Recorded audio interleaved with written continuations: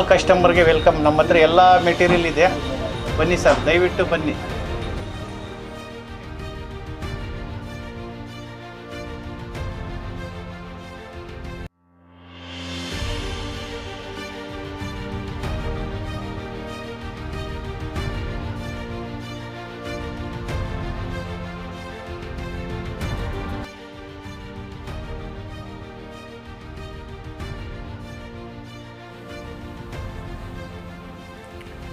Y Hosakote ಹಾಲು ಉತ್ಪಾದಕರ ಸಹಕಾರ ಸಂಘ ನಿಯಮಿತ 2023-24ನೇ ಸಾಲಿನ ವಾರ್ಷಿಕ ಸಾಮಾನ್ಯ ಸಭೆಯ ಸಂಘದ ಅಧ್ಯಕ್ಷರಾದ ಇ ಅಶ್ವಥ್ ರೆಡ್ಡಿ ಅವರು ಹಾಗೂ ವಿಸ್ತರಣಾಧಿಕಾರಿಗಳು ಪಿಕೆ ನರಸಿಂಹರಾಜ್ ಅವರು ಹಾಗೂ ಕಾರ್ಯಕಾರಿ ಮಂಡಳಿ ಸದಸ್ಯರು, ಗೌರವಂತ ಅಧ್ಯಕ್ಷ ಇ ಅಶ್ವಥ್ ರೆಡ್ಡಿ, ನಿರ್ದೇಶಕರು HR Srinivas Reddy, N Narayanaswamy, HM Shivaram Reddy, Pombarapalli Ashwath Reddy, HM Srinivasa Reddy, N Santosh, V Venkatachalapathi, P Muniraju, M Nanappa, Shrimati Bhagyamma, Shrimati V Pramila, Shrimati Nagarathnamma ಹಾಗೂ ಸಂಘದ ಸಿಬ್ಬಂದಿ ವರ್ಗದವರು, ಸಕ್ರಿಯ ಮುಖ್ಯ ಕಾರ್ಯನಿರ್ವಹಣಾಧಿಕಾರಿ ಎಚ್ ವಿ ಸುಬ್ಬಾರೆಡ್ಡಿ, ಹಾಲು ಪರೀಕ್ಷಕರು ಜಿ ಶ್ರೀನಿವಾಸಯ್ಯ, ಸಹಾಯಕ ಆರ್ ಆಂಜಪ್ಪ, ಊರಿನ ಹಿರಿಯರು, ಮುಖಂಡರು, ಸಾರ್ವಜನಿಕರು ಸಹಭಾಗಿತ್ವದಲ್ಲಿ ಸಾಮಾನ್ಯ ಸಭೆ ಕಾರ್ಯಕ್ರಮ ಯಶಸ್ಸುಗೊಳಿಸಿದರು. ಈ ಸಂದರ್ಭದಲ್ಲಿ ಗೌರವಾನ್ವಿತ ಅಧ್ಯಕ್ಷರು ಇ ಅಶ್ವಥ್ ರೆಡ್ಡಿಯವರು ಮಾತನಾಡಿ, ಸಾಮಾನ್ಯ ಸಭೆಯಲ್ಲಿ ಬಂದಿರುವ ಗೌರವಾನ್ವಿತ ಎಲ್ಲ ನಿರ್ದೇಶಕರಿಗೆ ಹಾಗೂ ಅಧಿಕಾರಿಗಳಿಗೆ, ಊರಿನ ಪ್ರಮುಖರು, ಮುಖಂಡರು, ಜನಸಾಮಾನ್ಯರು ಹಾಗೂ ಎಲ್ಲರಿಗೂ ಅಧ್ಯಕ್ಷರು ಕೃತಜ್ಞತೆಗಳನ್ನು ವ್ಯಕ್ತಪಡಿಸುತ್ತಾ, ಡೈರಿ ಅಭಿವೃದ್ಧಿ ಬಗ್ಗೆ ಎಲ್ಲರೂ ಸಹಕರಿಸಿ, ಮೂಲಭೂತ ಸೌಕರ್ಯಗಳ ಬಗ್ಗೆ ಎಲ್ಲರ ಚರ್ಚಿಸಿದ್ದೇವೆ. ಸಭೆಯಲ್ಲಿ ಎಲ್ಲರ ವಿಶ್ವಾಸ ಪಡೆದ ಅಧ್ಯಕ್ಷರ ಹಸುಗಳು ಸಂರಕ್ಷಣಾ ಬಗ್ಗೆ ಚರ್ಚಿಸಿದರು. ಕಾರ್ಯದರ್ಶಿಗಳಿಗೆ ಫಲಾನುಭವಿಗಳ ಹಸುಗಳ ಬಗ್ಗೆ ಗಮನ ಹರಿಸಿ, ಡೈರಿ ಎಲ್ಲ ಸೌಲಭ್ಯಗಳು ನಿರ್ದೇಶಕರಿಗೆ ಮತ್ತು ಜನಸಾಮಾನ್ಯರಿಗೆ ತಲುಪಿಸಿ ಎಂಬುದಾಗಿ ಸಭೆಯಲ್ಲಿ ಅಧ್ಯಕ್ಷರು ತಿಳಿಸಿದರು. ಈ ಸಂದರ್ಭದಲ್ಲಿ ಕೃಷಿ ಅಧಿಕಾರಿಗಳು ಮಾತನಾಡಿ, ಎಲ್ಲ ರೈತರಿಗೆ ಹಸುಗಳ ಸಾಗಾಣಿಕೆ ಬಗ್ಗೆ ಯಾವ ರೀತಿ ಎಂಬುದಾಗಿ ಸಲಹೆಗಳನ್ನು ಸೂಚಿಸಿದರು. ಹೀಗೆ ಹಲವಾರು ವಿಚಾರಗಳನ್ನು ತಿಳಿಸುತ್ತಾ, ನಮ್ಮ ಕಚೇರಿಯ ಸರ್ಕಾರಿ ಸೌಲಭ್ಯಗಳು ಸಿಗಲಿರುವ ನಿಮಗೆಲ್ಲ ತಲುಪಿಸುತ್ತೇವೆ ಎಂಬುದಾಗಿ ಸಭೆಯಲ್ಲಿ ತಿಳಿಸಿದರು. ಈ ಸಂದರ್ಭದಲ್ಲಿ ಗೌರವಾನ್ವಿತ ವಿಸ್ತರಣಾಧಿಕಾರಿಗಳು ಮಾತನಾಡಿ, ಈ ದಿನ ಸಾಮಾನ್ಯ ಸಭೆಯ ಎಲ್ಲ ನಿರ್ದೇಶಕರು ಹಾಗೂ ಸಾರ್ವಜನಿಕರ ಡೈರಿ ಅಭಿವೃದ್ಧಿಯ ಬಗ್ಗೆ ಸವಿಸ್ತಾರವಾಗಿ ವರದಿಗಳನ್ನು ತಿಳಿಸುತ್ತಾ, ನಿಮ್ಮಗಳ ಡೈರಿ ಮೂಲಭೂತ ಸೌಕರ್ಯಗಳ ಬಗ್ಗೆ ಎಲ್ಲ ರೀತಿಯ ಸಹಕರಿಸುತ್ತೇವೆ ಎಂಬುದಾಗಿ ಈ ಸಮಯದಲ್ಲಿ ಅಧಿಕಾರಿಗಳು ತಿಳಿಸಿದರು. ಹೆಚ್ಚಿನ ಮಾಹಿತಿಗಾಗಿ ಕಚೇರಿಗೆ ಬಂದಾಗ ಎಲ್ಲ ರೀತಿಯ ಸರ್ಕಾರದ ಸೌಲಭ್ಯಗಳ ಸದುಪಯೋಗಪಡಿಸಿಕೊಳ್ಳಲು ಸಹಕಾರ ನೀಡುತ್ತೇವೆ ಎಂಬುದಾಗಿ ತಿಳಿಸಿದರು. ಈ ಸಾಮಾನ್ಯ ಸಭೆಗೆ ಬಂದಿರುವ ಎಲ್ಲರಿಗೂ ಅಧ್ಯಕ್ಷರು ಹಾಗೂ ಎಲ್ಲ ನಿರ್ದೇಶಕರು ಫಲಹಾರ ಸಿಹಿಯನ್ನು ಸ್ವೀಕರಿಸಿ ಸಂತೋಷ ವ್ಯಕ್ತಪಡಿಸಿದರು.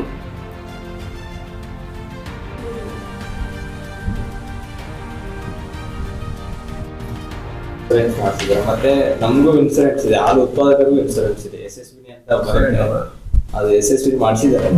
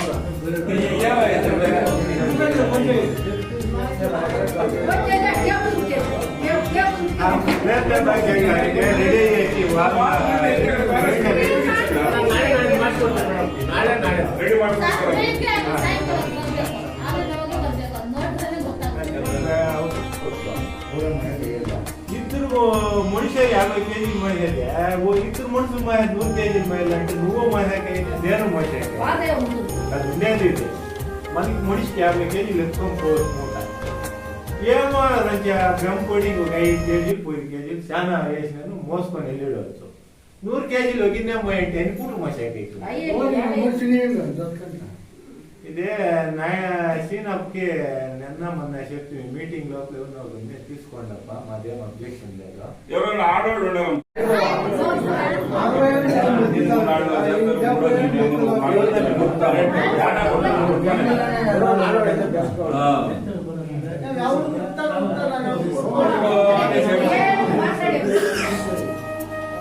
ಏನು ಯಾವತ್ತ ಪಕ್ಷ ಯಾರಂತೆ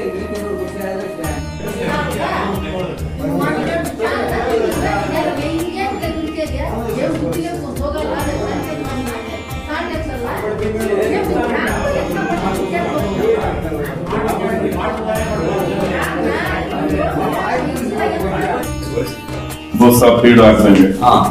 ಬೂಸಾ ಫೀಡ್ ಹಾಕೋದು ಎದಕ್ಕಂದ್ರೆ ಈಗ ನಾಲ್ಕಲ್ಲ ಬೂಸಾ ಫೀಡ್ ಇವೆಲ್ಲ ಮೇಂಟೈನ್ ಬೇಕಾಗಿಲ್ಲ. ಮತ್ತೆ ಏನಂದ್ರೆ ಇನ್ನೊಂದು ನಮ್ಮ ಜಮೀನಲ್ಲಿ ಬರೀ ಯೂರಿಯಾ ಅಂತೀವಿ, ಇಲ್ಲ ಗೊಬ್ಬರ ಹಾಕಲ್ಲ. ನಾವೇನ್ ಟೊಮೆಟೊ ಎಲ್ಲ ಬೆಳಿತೀವಿ ಅದಕ್ಕೆ ಮಾತ್ರ ಚೆನ್ನಾಗಿ ಗೊಬ್ಬರ ಹಾಕ್ತೀವಿ, ತರಕಾರಿ ಗೊಬ್ಬರ. ನಾವು ಏನ್ ಬೆಳಿತೀವಲ್ಲ ಅದಕ್ಕೆ ಯಾರು ಯೂರಿಯಾ ಹಾಕಿದೆ 10 ರಿಂದ 16 ತರ ಮಿನರಲ್ಸ್ ಇದಾವೆ. ನಮ್ಗೆ ಏನ್ ಮೇವು ಇದೆ ಅಲ್ಲ ಅದ್ರಲ್ಲಿ 16 ತರ ಮಿನರಲ್ಸ್ ಹೋಗ್ತವೆ. ನಾವು ಹಾಕೋದು ಬರೀ ಯೂರಿಯಾ ಅಷ್ಟೇನೆ. ಉಳಿದಿದ್ದು ಎಲ್ಲಿ ಭೂಮಿಗೆ ನಾವು ಬರ್ಬೇಕಾದ್ರೆ ಒಂದು ತಿಪ್ಪೆ ಗೊಬ್ಬರ ಹಾಕ್ಬೇಕು, ಇಲ್ಲಾಂದ್ರೆ ಅದ್ರ ಮಿನರಲ್ಸ್ ಜಿಂಕು ಬೋರಾನು ಕೊಡ್ಬೇಕು. ಕೊಡ್ಲಿಲ್ಲ ಅಂದ್ರೆ ಏನಾಗುತ್ತೆ ನಮ್ಮ ಮೇವಲ್ಲಿ ಅವು ಯಾವ ಬರೋದಿಲ್ಲ. ಮೇವಲ್ಲಿ ಬಂದಿಲ್ಲ ಅಂದ್ರೆ ಏನಾಗುತ್ತೆ ನಾವು ಫೀಡ್ ಹಾಕಿರ್ಬೇಕು. ಫೀಡ್ ಹಾಕೋದು ಯಾವ್ದಂದ್ರೆ ಇದೇ ಉದ್ದೇಶಕ್ಕೆ. ನಾವು ಏನೋ ಮಾಡ್ತಿಲ್ಲ ನಾವು ಬೆಳೆಯಲ್ಲಿ ನಾವೆಲ್ಲ ರೆಡಿಮೇಡ್ ತಿಂತಿದೀವಲ್ಲ ಅದೇ ಕಾರಣಕ್ಕೆ ನಾವು ಈ ಸೊಪ್ಪುಗಳು ಮತ್ತೆ ಚೆನ್ನಾಗಿ ಮೇಂಟೈನ್ ಮಾಡಿದ್ರು ಬರುತ್ತೆ.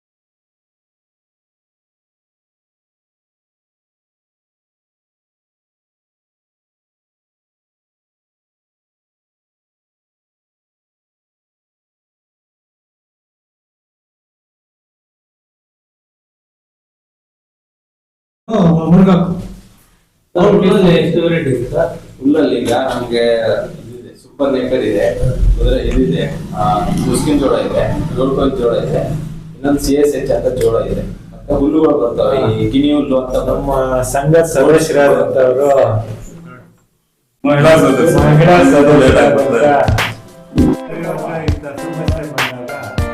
ಮೊದಲು ಆಲ್ಕರೆಯವರು ಇಲ್ಲಿ ಶ್ರೀನಿವಾಸ್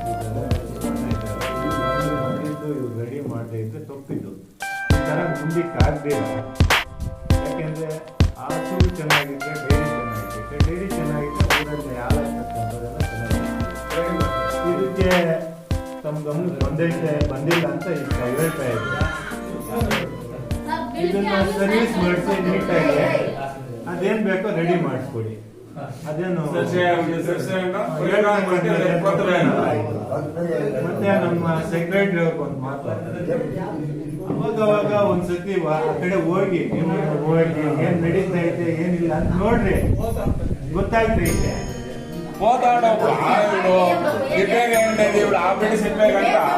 సెక్రటరీ అనేవాడు గమనానికి ఏమైనా ఇచ్చిన వాడుగా నువ్వు పాత వాళ్ళు కడిగిలా వాళ్ళ మీద కంప్లైంట్ మాత్రం చెప్తాడు. ఆ సామాన్లు బాగలేదు అనేది చూసి ఉంటావా?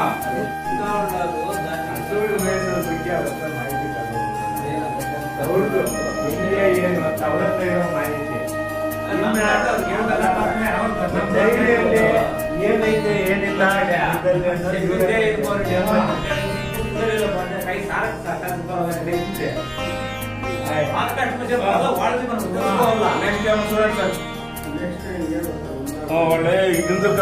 తెప్పించుకొని చెల్లుకోండ్రా. ಇದು ಬೋನಸ್ ಬ್ಯಾಂಕ್ ಬಡ್ಡಿ ಎಲ್ಲ ಸೇರಿಸಿ ಈ ರೀತಿ ಇಟ್ಕೊಂಡು ಎಲ್ಲ ಬಟವಾಡೆ ಹೋಗಿ ವ್ಯಾಪಾರ ಲಾಭವಾಗಿ 7,79,645.85 ಬಂದಿದೆ. ಇದು 23-24 ಸಾವಿರ 7,79,645.85 ವ್ಯಾಪಾರ ಲಾಭ. ಅದರಲ್ಲಿ ಖರ್ಚುಗಳು ಏನಂದ್ರೆ ಸಂಬಳನೇ 4,05,436 ರೂಪಾಯಿ ಬಂದಿದೆ. ಆಮೇಲೆ ಸ್ಟೇಷನರಿ ಮತ್ತು ಸ್ಥಾನಿಕವಾಗಿ 8,682, AMC ಸರ್ವಿಸ್ 515 ರೂಪಾಯಿ, ಪ್ರಯಾಣದ ಮತ್ತು 20,350, ಆಡಿಟ್ ಟೈಪಿಂಗ್ 8,000, ಇತರೆ ವೆಚ್ಚ 14,634, ರಿಪೇರಿ ವೆಚ್ಚ ಮುದ್ರಣ ಅಂತ ಹೇಳ್ಬಿಟ್ಟು 700, ಅಂಚೆ ವೆಚ್ಚ 5,200. ಹಿಂದಿನ ಒಂದು ವಾರ್ಷಿಕ ಸಭೆ ಮಹಾಸಭೆ ವೆಚ್ಚ 10,292, ಮಿಲ್ಕಿಂಗ್ ಮಿಷನ್ ಸ್ಟೇರ್ಸ್ 3,598, ಸಹಕಾರಿ ವಾರಪತ್ರಿಕೆ 1,500, AA ಬಾಬತ್ 3,600, ಚುನಾವಣಾ ವೆಚ್ಚ 41,900, ಸಮವಸ್ತ್ರ 5,500. ಆಮೇಲೆ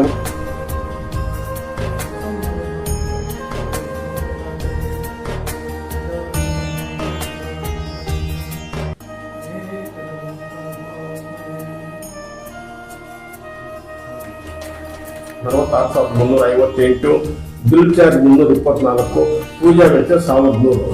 ಈ ರೀತಿಯಾಗಿ 6,75,400 ರೂಪಾಯಿ ಖರ್ಚಾಗಿ ನಿಗೂಢವಾಗಿ 65,690 ರೂಪಾಯಿ ಹೊರತು. ಅಂದರೆ ಹಾಲು ಕಮ್ಮಿ ಇತ್ತು, ಖರ್ಚುಗಳು ಜಾಸ್ತಿ. ನಾನು ಮೊದಲೇ ಹೇಳ್ತಾ ಇದ್ದು 2 ವರ್ಷ ಲಾಸು ಅಂತ. ಇಲ್ಲಿಗೂ 60,000 65,000 ಏನೋ BMC ರೊಟ್ಟಿಗೆ ಲಾಭ ಬಂದಿದೆ. ಹಾಲು ಕಮ್ಮಿ ಆಗಿತ್ತಲ್ಲ, 300ರಿಂದ 400 ಲೀಟರ್ ಬಂದಿತ್ತು. ಈಗೇನು 600 ಲೀಟರ್ ಹೋಗಿ 10 ಲೀಟರ್ 300 ಲೀಟರ್ ಬಂದಿತ್ತು. ಎಲ್ಲ ಜಾಸ್ತಿ ಡೌನ್ ಆಗಿತ್ತು. ಇವ್ರು ಇದಕ್ಕೆ ಸಾಧ್ಯ ಇಲ್ಲ ಸಂಬಳಕ್ಕೆ. ಅಲ್ಲಿ ವ್ಯಾಪಾರ ನೋಡಿದ್ರೆ 30,000 ಬರ್ತಾ ಇತ್ತು, ಖರ್ಚುಗಳು ನೋಡಿದ್ರೆ 40,000 ಬರ್ತಾ ಇತ್ತು. ಎಲ್ಲ ಸಂಬಳನೇ 38,000 39,000 ಹೋಗ್ಬಿಟ್ಟಿತ್ತು. ಈಗೇನು ಸ್ವಲ್ಪ ಇದು ನೋಡೋಣ. ಆಮೇಲೆ 24-25 ಎಷ್ಟು ಖರ್ಚು ಮಾಡ್ಬೋದು ಅಂತ ಅಂದಾಜು ಬಜೆಟ್. ಸಿಬ್ಬಂದಿ ವೇತನ 4,25,000, ಸ್ಟೇಷನರಿ ಒಂದು 10,000, ಪರೀಕ್ಷಾ ಖರ್ಚು ಒಂದು 5,000, ಸ್ಕೇಲ್ ಮತ್ತು ಅಳತೆ ಅಂತ 2,500, AMC ಸರ್ವಿಸ್ ಒಂದು 3,000, ವಿದ್ಯುತ್ ಬಿಲ್ ಒಂದು 20,000, 5 ಪ್ರೋತ್ಸಾಹದ ಬಿಲ್ ವೆಚ್ಚ 4,000, ಬ್ಯಾಂಕ್ ವೆಚ್ಚ ಒಂದು 500, ಆಡಿಟ್ ಟೈಪಿಂಗ್ ಒಂದು 10,000, ಇತರೆ ವೆಚ್ಚ ಒಂದು 15,000, ರಿಪೇರಿ ವೆಚ್ಚ 10,000, ಪಶು ಆಹಾರ ಕೂಲಿ ಒಂದು 6,000, ದಿನಪತ್ರಿಕೆ 1,500, ನೆಕ್ಸ್ಟ್ ಒಂದು ವಾರ್ಷಿಕ ಸಭೆಗೆ 20,000 ಅಂತ, ಸಹಕಾರಿ ವಾರಪತ್ರಿಕೆ 1,500, AA ಬಾಬತ್ 3,600, ಸಂಘದ ಪುಸ್ತಕಗಳು 4,000, ತರಬೇತಿ ವೆಚ್ಚ 3,000. ಈ ರೀತಿಯಾಗಿ 5,67,600 ರೂಪಾಯಿ ನೆಕ್ಸ್ಟ್ ಇಯರ್ ಖರ್ಚು ಮಾಡಬಹುದು ಅಂತ. ಈ ಏನು ಒಂದು 60,000 ರೂಪಾಯಿ ಲಾಭ ಬಂದಿದೆ,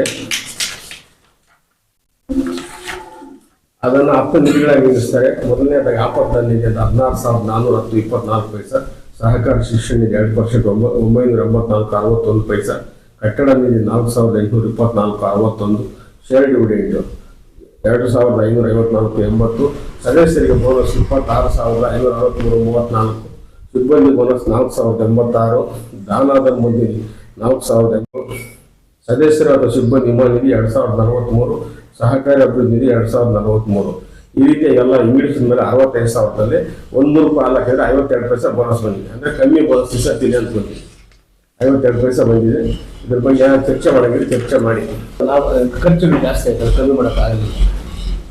ಇದರಿಂದ ಸ್ವಲ್ಪ ಕಮ್ಮಿ ಆಗಿ ಮುಗಿಸುತ್ತೆ. ಸರಿಯಪ್ಪ, ಏನಾದ್ರು ಚರ್ಚೆ ಮಾಡಿ, ಸಮಸ್ಯೆಗಳು ಏನಾದಿದ್ರೆ ಮಾತಾಡಿದ್ದಾರೆ. ಸಭೆ ಕರೆದ ಉದ್ದೇಶನೇ ಅದು. ಏನಾದ್ರು ಸಮಸ್ಯೆಗಳು ಏನಾದಿದ್ರೆ ಮಾತಾಡ್ಕೊಳ್ಳೋಣ ಅಂತ.